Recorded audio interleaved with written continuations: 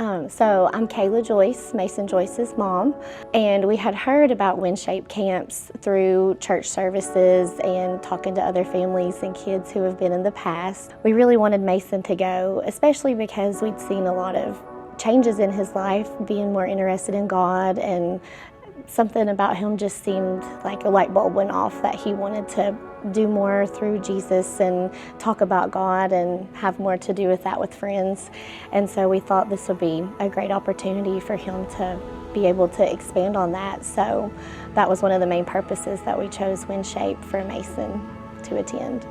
It was really nice for him to come home and actually talk about his day and what he had learned about God and different people, just how God had impacted their lives, especially the other camp counselors. When luckily I got to pick Mason up that day, and so I got to come to the gym, and it was instant. He was so excited. His brother was yelling too to say that he'd accepted Jesus, and he was just so excited. And then we saw Donnie, and then that's when Donnie cried and I cried. I think we all cried. It was such a great moment.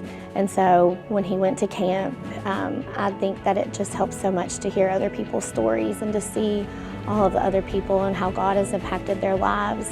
And especially when he met Donnie, I think that's when the light bulb really went off, and he knew then that it was meant to be. And he handed me the paper, and I looked down, and it said that he didn't know God, but he wanted to know God.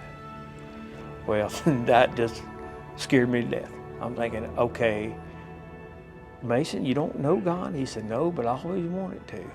I said, well, okay. I said, you know anything about Romans 10:9? He goes, no. I said, confess with your mouth that he's your Lord and Savior and you will be saved. Do you understand all that? I said, you know why Jesus died for you? He said, yeah, he died for all my stupid stuff. I went, yeah, that's what he did.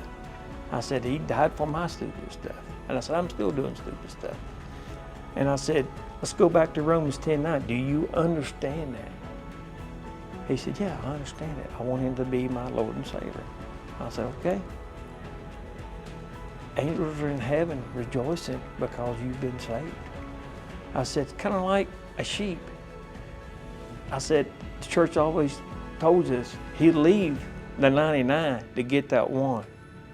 I said, you're that one.